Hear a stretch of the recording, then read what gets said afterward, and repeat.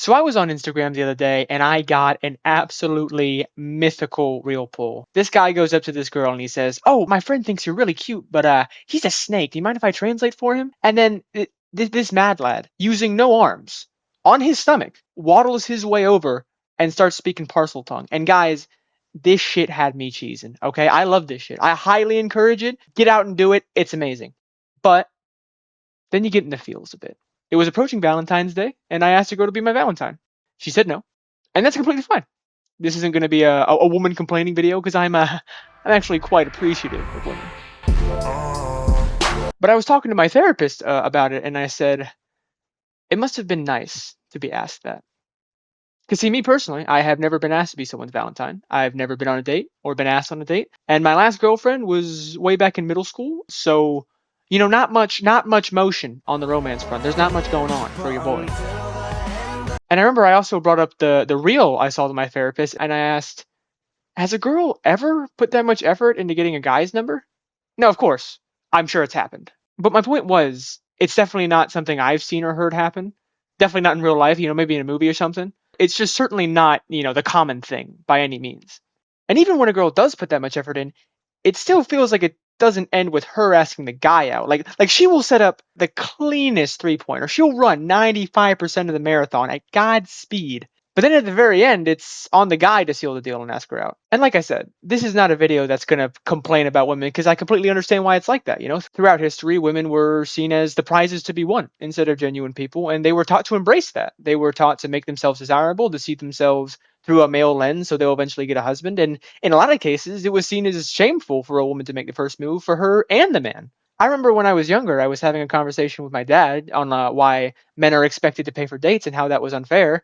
And he laid some wisdom down on me and said, "Well, son, back in the day, if you went on a date with a girl and didn't fully pay, you were kind of out of options because she couldn't get a job." And he was right. And even if she did have one, she probably wasn't getting paid as much.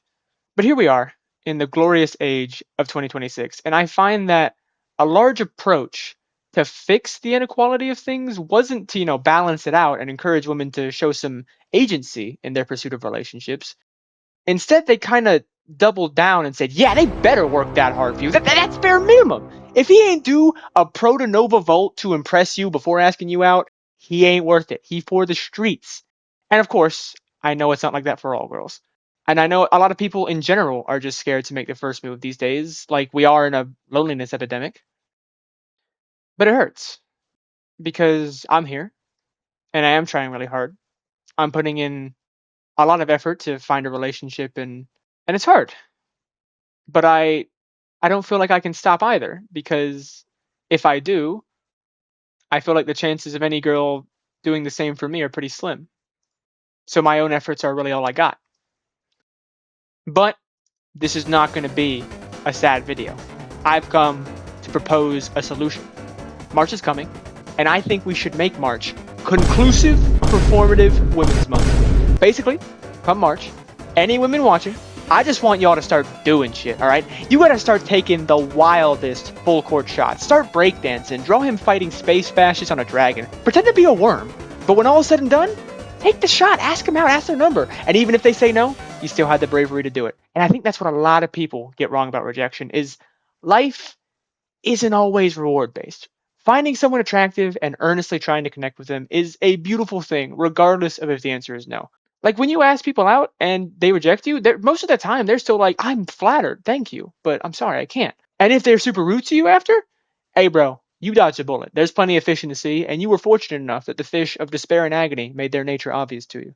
So yeah, that's the plan, guys. Get to the drawing board, start playing some magic. And man, don't think we're off the hook either. All right, we got to keep this hype train going. Don't let a girl just dance all by herself to impress you. No. Have a dance off with her, and the loser gives their number first.